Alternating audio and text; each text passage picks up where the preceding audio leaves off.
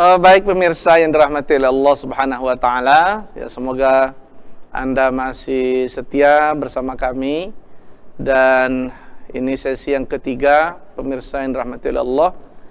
Tibalah saatnya kita mencoba untuk menjawab beberapa pertanyaan yang masuk melalui WA kita.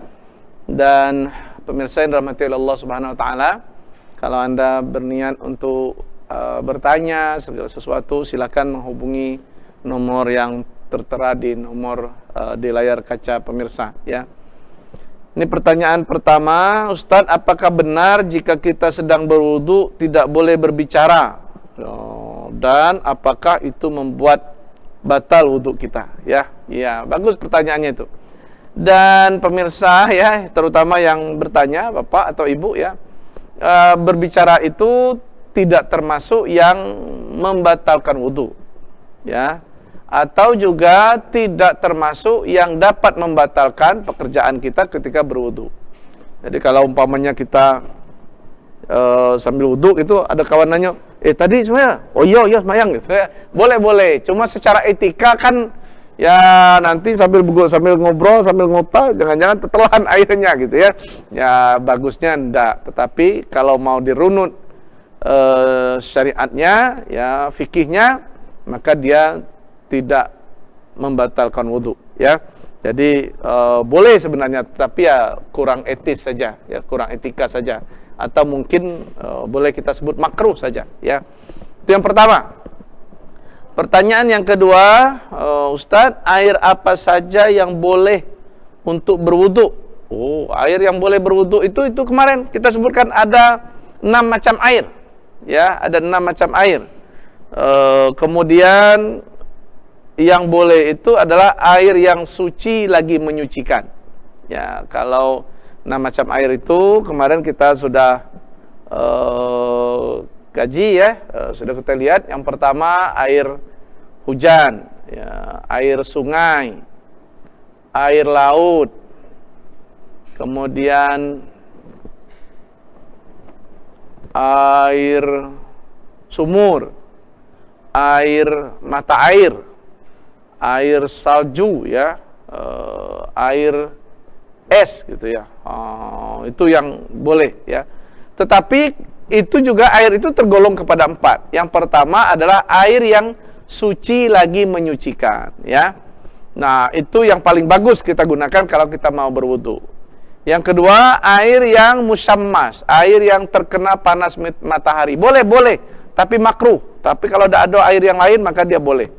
Yang tidak boleh adalah air yang mustakmal, air yang sudah dipakai, ya, serta atau air yang najis. Tetapi air mustakmal itu air yang kurang dari 2 kullah. Kalau lebih dari 2 kullah, tidak apa-apa, ya. Itu air yang boleh dipakai untuk berwudu. Ya, ada juga yang bertanya, Ustadz, kalau air kelapa boleh? Air kelapa tidak boleh. Kelapa, kopi, teh, susu, Sprite atau yang jenis lain. Tapi kalau aqua boleh, karena aqua itu dia belum tercampur dengan zat-zat yang lain, ya.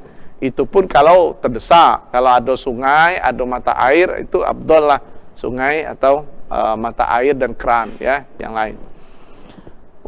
Kemudian apakah kita boleh bertayamum saat ada air tetapi air itu kotor atau berbau busuk? Apakah yang harus kita pilih, bertayamum atau tetap memakai air tersebut? Lihat airnya, kalau airnya di bawah 2 kullah, ya, kotor, ya itu termasuk air yang mutanajis, ya. Najis itu kan ada 3 cirinya, 1 warnanya, 2 baunya, 3 rasanya. Wah, kalau udah termasuk najis, ya tidak boleh kita memakai air itu. Cari air yang lain. Tapi kalau dicari air yang lain tidak ada juga, wah, maka boleh kita bertayamum, ya. Ya, tetapi kalau airnya itu berbau, cuma sumur, Ustaz. Sumur kan ada air yang zat besinya tinggi, sehingga airnya itu agak cenderung asam, zat asamnya tinggi. Ya kalau dia lebih dari 2 kullah, tidak apa-apa, ya pakai saja, wudhu saja. Tapi kalau memang tidak ada, ya baru kita bertayamum. Jadi syarat tayamum itu 1, kita sudah tidak ada air. Yang kedua, sudah mencari air kemana-mana, tidak ada. Yang ketiga, tidak bisa betul memakai air. Ada orang sakit, ya tidak boleh memakai air selama itu, maka dia boleh bertayamum.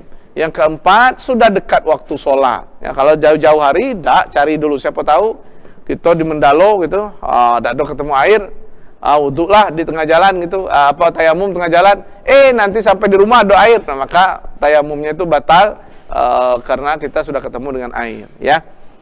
Gitu, Bapak yang bertanya ya. Gitu. Kemudian, apakah berwudu tidak menghadap kiblat itu masih sah atau salah? Ya. Ya, kalau kita lihat dalam runtut baik sunat maupun fardu wudu tadi, itu tidak ada kata-kata wajib menghadap kiblat atau sunat menghadap kiblat. Artinya ya menyesuaikan saja kalau kita arah tempat wudu kita itu. Makanya orang bikin tempat wudu di masjid tidak pula dalam posisi harus menghadap kiblat atau membelakangi kiblat. Artinya apa? Ya sah, ya karena tidak ada persyaratannya kita itu menghadap kiblat, ya. Pertanyaan berikutnya, Ustadz, Assalamualaikum warahmatullahi wabarakatuh. Sah atau tidak jika telah melaksanakan sholat tapi lupa membersihkan cat kuku? Ya, kalau pakai cat kuku tadi, umpamanya wudhunya tidak sah, maka sholatnya juga tidak sah. Karena wudhu itu adalah syarat sahnya sholat. Syarat itu adalah sesuatu yang di luar ibadah itu, tetapi dia mempengaruhi. Maka syarat sahnya sholat itu adalah bersih badan ya, dari hadas kecil dan hadas besar. Hadas besar mandi wajib, hadas kecil wudu. Nah, kalau tidak wudu maka kita berhadas kecil, sholat kita tidak sah, sholat kita diulang. Ya, itu tadi sebenarnya dia wudu, tetapi lupa atau tidak membersihkan, maka terhalang. Kita kalau wudu itu hal-hal yang menutup kulit itu harus dibersihkan. Umpamanya cat, ya, kecuali kalau tidak menutup kulit. Umpamanya kalau orang pengantin itu inai, inai itu tidak batal, ya, tidak menghalang wudu karena dia tidak menutup kulit, ya, dia hanya memberi warna pada kulitnya. Tapi kalau dicat itu tertutup kulitnya, maka dia harus dihapuskan, harus dilepaskan supaya airnya mengalir ke kulit, ya. Jadi kalau pertanyaannya sah atau tidak jika telah melaksanakan sholat tapi lupa membersihkan cat kuku, mungkin maksudnya dia berwudu tapi ya, terhalang dengan cat kuku, dengan begitu sholatnya, wudunya tidak sah. Dengan tidak sahnya wudu, maka tidak sah pula sholatnya. Begitu ya, Bapak yang bertanya tadi. Ada lagi pertanyaan, ini pengalaman saya Ustadz. Ya pengalaman ya.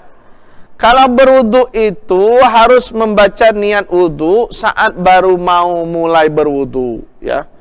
Manakah yang benar, membaca niat saat membasuh muka atau sebelum memulai wudu? Ya. Niat tadi itu adalah fardu wudu. Ya. Maka kalau kita sebut urutan-urutannya, urutan wudu yang sempurna itu pertama baca bismillahirrahmanirrahim. Yang kedua, membasuh kedua telapak tangan. Yang ketiga, berkumur-kumur 3 kali, ya, karena tadi sunnahnya 3 kali.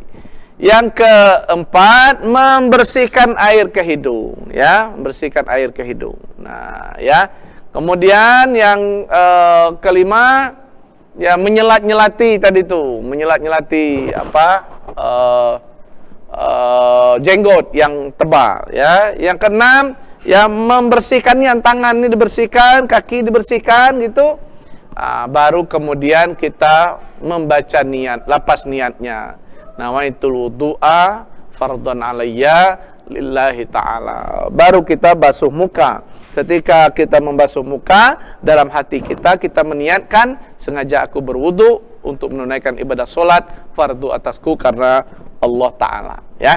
Jadi urutannya begitu, ya. Bukan di awal sebelum bismillah itu baru sunah-sunah, enggak. Dia karena dia fardu, maka dilakukan sebelum fardu, sebelum membasuh muka.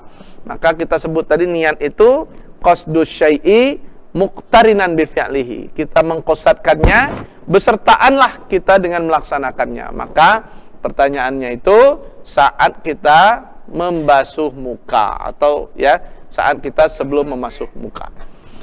Pemirsa yang dirahmati oleh Allah, masih banyak nih pertanyaan-pertanyaan, tetapi ya kita rehat sejenak. Kita akan kembali lagi setelah ya pariwara yang berikut ini. Oleh karena itu pemirsa